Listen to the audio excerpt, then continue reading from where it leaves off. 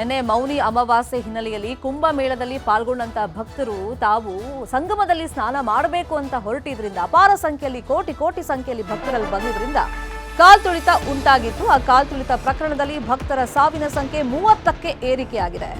ಸುಮಾರು 60 ಮಂದಿ ಭಕ್ತರಿಗೆ ಚಿಕಿತ್ಸೆ ಆಸ್ಪತ್ರೆಗಳಲ್ಲಿ ಮುಂದುವರೆದಿದೆ. ಈ ತರದ ಘಟನೆ ಆಗಬಾರದು ಅಂತ ಅಲ್ಲಿನ ಸರ್ಕಾರ ಅಗತ್ಯ ಮುನ್ನೆಚ್ಚರಿಕಾ ಕ್ರಮಗಳನ್ನ ಕೈಗೊಂಡಿತ್ತು. ಆದರೆ ಒಂದಿಷ್ಟು ಗೊಂದಲಗಳು ಅಲ್ಲಿ ಉಂಟಾದಂತ ಹಿನ್ನೆಲೆಯಲ್ಲಿ ಅಪಾರ ಸಂಖ್ಯೆಯಲ್ಲಿ ಭಕ್ತರು ಬಂದಂತ ಹಿನ್ನೆಲೆಯಲ್ಲಿ ಸಂಗಮದ ಬಳಿ ನೂಕುನುಗ್ಗಲಾದಾಗ ಕಾಲ್ತುಳಿತ ಸಂಭವಿಸಿದೆ. ನಿನ್ನೆಯ ಘಟನೆಯಿಂದ ಯೋಗಿ ಸರ್ಕಾರ ಅಲರ್ಟ್ ಆಗಿದೆ. ಇವತ್ತಿನ ಪುಣ್ಯ ಸ್ನಾನಕ್ಕೆ ಇನ್ನಷ್ಟು ಹೆಚ್ಚಿನ ಭದ್ರತೆಯನ್ನ ಕೈಗೊಳ್ಳಲಾಗಿದೆ. ಯಾವುದೇ ಕಾರಣಕ್ಕೂ ಯಾವ ಸ್ನಾನಘಟ್ಟದಲ್ಲೂ ನೂಕುನುಗ್ಗಲು ಆಗಬಾರದು, ಆ ರೀತಿಯಲ್ಲಿ ಸರ್ಕಾರ ಕ್ರಮಗಳನ್ನ ಕೈಗೊಂಡಿದೆ. ಮತ್ತೊಂದು ಕಡೆ ಗಾಳಿ ಸುದ್ದಿ ನಿನ್ನೆಯಿಂದ ಸಿಕ್ಕಾಪಟ್ಟೆ ಹರಿದಾಡ್ತಾ ಇದೆ. ಆ ಗಾಳಿ ಸುದ್ದಿ ಹರಡದಂತೆನೂ ಕೂಡ ಸರ್ಕಾರದಿಂದ ಸೂಕ್ತ ರೀತಿಯಲ್ಲಿ ಕ್ರಮಗಳಾಗ್ತಾ ಇದೆ. ತುಂಬಾ ಜನ ನಾಪತ್ತೆ ಆಗ್ಬಿಟ್ಟಿದಾರಂತೆ, ಅವ್ರಿಗೋಸ್ಕರ ಹುಡುಕಾಟ ಕೂಡ ನಡೀತಾ ಇದೆ. ಸಾವಿನ ಬಗ್ಗೆ ನ್ಯಾಯಾಂಗ ತನಿಖೆಗೆ ಅಲ್ಲಿನ ಸರ್ಕಾರ ಆದೇಶವನ್ನ ಕೊಟ್ಟಿದೆ. ನಿನ್ನೆ ಮೌನಿ ಅಮಾವಾಸ್ಯೆ ನಿಮಿತ್ತ ಪವಿತ್ರ ಸ್ನಾನಕ್ಕೋಸ್ಕರ ಕೋಟ್ಯಾಂತರ ಸಂಖ್ಯೆಯಲ್ಲಿ ಭಕ್ತರು ಬಂದಿದ್ರು. ಮುಂಜಾನೆ 2 ಗಂಟೆ ಸಂದರ್ಭದಲ್ಲಿ ಅಲ್ಲೊಂದು ವದಂತಿ ಹಬ್ಬಿದಂತೆ ಆ ಸಂದರ್ಭದಲ್ಲಿ ನೂಕುನುಗ್ಗಲು ಉಂಟಾಯಿತು. ಕಾಲ್ತುಳಿತ ಸಂಭವಿಸಿತು. ಸಾವಿನ ಸಂಖ್ಯೆ 30ಕ್ಕೆ ಏರಿಕೆ ಆಗಿದೆ.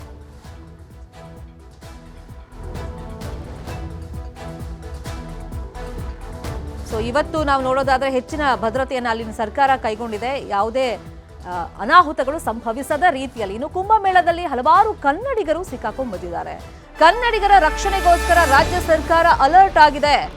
ರಾಜ್ಯ ಸರ್ಕಾರದಿಂದ ಸಹಾಯವಾಣಿ ಆರಂಭ ಮಾಡಲಾಗಿದೆ. ಸಹಾಯವಾಣಿ ಸಂಖ್ಯೆ 080223400676.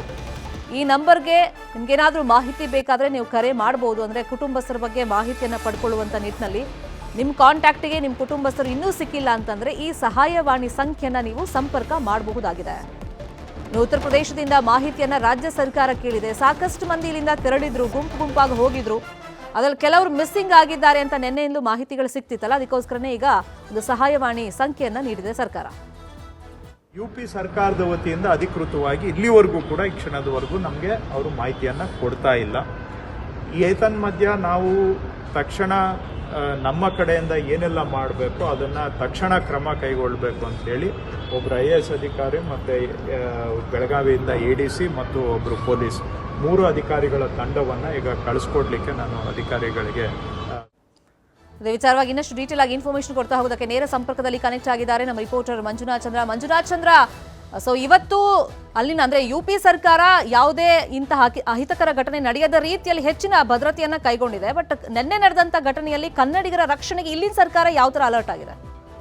ಶರ್ಮಿತಾ, ಖಂಡಿತವಾಗ್ಲೂ ನಿನ್ನೆವರೆಗೂ ಅಂದ್ರೆ ನಿನ್ನೆ ರಾತ್ರಿ ಸುಮಾರು 9 ಗಂಟೆವರೆಗೂ ಕೂಡ ಒಟ್ಟು 25 ಜನ ಸಾವನ್ನಪ್ಪಿರ್ತಕ್ಕಂಥದ್ದು. 30 ಜನದಲ್ಲಿ 25 ಜನ ಗುರುತುಗಳು ಸಹ ಪತ್ತೆ ಹಚ್ಚಿರ್ತಕ್ಕಂಥ UP ಸರ್ಕಾರ. ಜೊತೆಗೆ 36 ಜನಕ್ಕೆ ಒಂದು ಸಣ್ಣ ಪುಟ್ಟ ಗಾಯಗಳಾಗಿದೆ ಅಂತ ಹೇಳಿ UP ಸರ್ಕಾರ ಈಗಾಗಲೇ ಒಂದು ಪ್ರೆಸ್ ಮೀಟ್ ಅನ್ನು ಕೂಡ ಮಾಡಿರ್ತಕ್ಕಂಥದ್ದು. ಆದ್ರೆ ಕನ್ನಡಿಗರಲ್ಲಿ 4 ಜನ ತೀರೋಗಿರೋದು ಅಂತ ಕೂಡ ಗುರುತು ಪತ್ತೆ ಹಚ್ಚಿದ್ದು. ಇವತ್ತು ಏರ್ಲಿಫ್ಟ್ ಮುಖಾಂತರ ಬೆಳಗಾಂಗೆ ಮೃತದೇಹವನ್ನು ಕೂಡ ರವಾನೆ ಮಾಡ್ತಾ ಇರ್ತಕ್ಕಂಥ. ಇನ್ನು ಕರ್ನಾಟಕ ಸರ್ಕಾರ ಅಂದ್ರೆ CM ಆಗಿರ್ಬೋದು ಮತ್ತೆ ಕೃಷ್ಣ ಬೈರೇಗೌಡರಲ್ಲಿ ಹೇಳಿರೋ ಪ್ರಕಾರ ಅವರು ಕೂಡ ಕುಂಭಮೇಳ ವಿಚಾರವಾಗಿ ಅಲ್ಲಿನ ಇರ್ತಕ್ಕಂಥ ಅಧಿಕಾರಿಗಳ ಜೊತೆಗೆ ಹಾಗೂ ಅಲ್ಲಿನ UP CM ಜೊತೆಗೆ ಕೂಡ ಅಂದ್ರೆ ಯೋಗಿ ಆದಿತ್ಯನಾಥ್ ಅವ್ರ ಜೊತೆಗೆ ಕೂಡ ಮಾತುಕತೆಯನ್ನು ನಡೆಸಿದ್ದೇವೆ.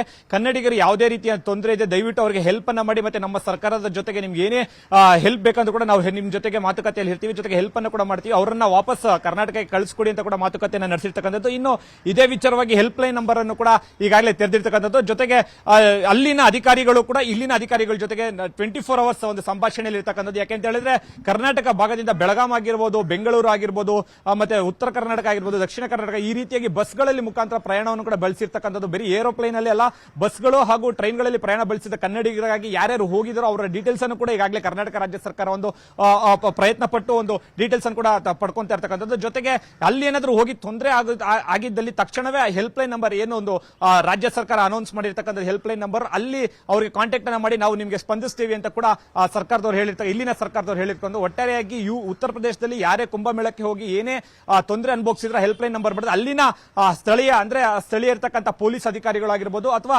ಅಲ್ಲಿರ್ತಕ್ಕಂಥ ಕೆಲವರು IAS KS ಅಧಿಕಾರಿಗಳು ಏನು ಅಲ್ಲಿರ್ತ ಲೋಕಲ್ ಅಲ್ಲಿ ಇದ್ದಾರೆ ಅವರು ಕೂಡ ಅವರನ್ನ ಮಾತನಾಡಿಸಿ ವಾಪಸ್ ಕರ್ನಾಟಕಕ್ಕೆ ಕಳಿಸುವಂತ ಪ್ರಯತ್ನವನ್ನು ಕೂಡ ಮಾಡ್ತಾ ಇರ್ತಕ್ಕಂಥದ್ದು. ಶರ್ಮಿತಾ, ಫೈನ್, ಥ್ಯಾಂಕ್ ಯು ಮಂಜು ಚಂದ್ರ ತಮ್ಮ ಇನ್ಫಾರ್ಮೇಶನ್ಗೆ.